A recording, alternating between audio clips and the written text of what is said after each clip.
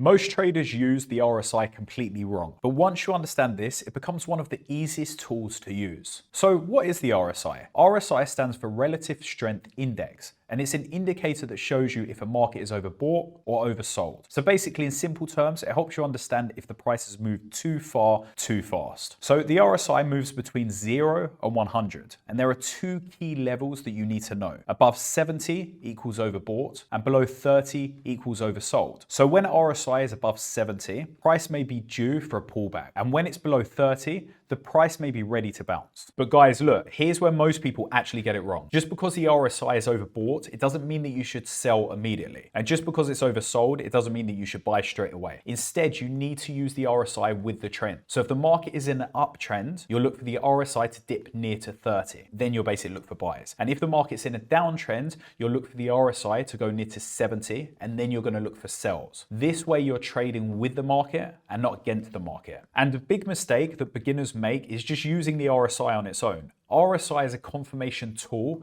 not the full strategy. Also, in strong trends, RSI can stay overbought or oversold for a very long time, so do not rely on it blindly. What I'm going to do, I'm going to quickly show you how to input the RSI and basically how to use it in a nutshell.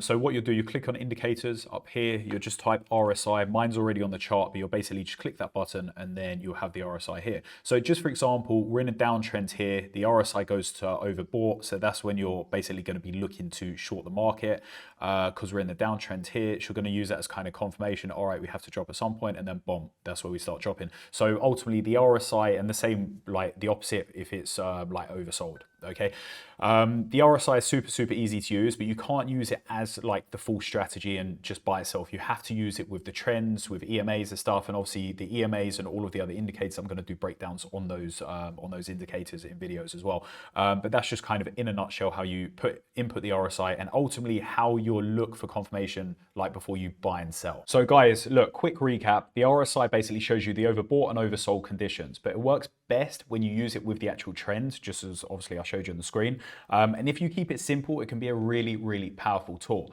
Obviously, if you like this video, subscribe to the channel, like the video. I'm going to be doing more trading videos in terms of breaking down like the indicators and stuff, just to give you guys the best possible chance of success when starting your trading journey. So yeah, definitely subscribe to the channel. Drop in the comments if there's any specific indicators you want me to cover and kind of break down. And yeah, I'll see you guys in the next video.